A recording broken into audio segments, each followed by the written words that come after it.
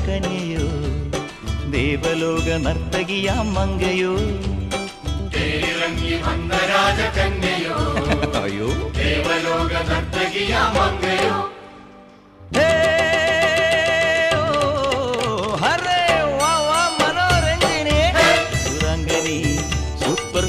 സുന്ദരി നളചരിത കഥയിന്റെ മയന്തിയോ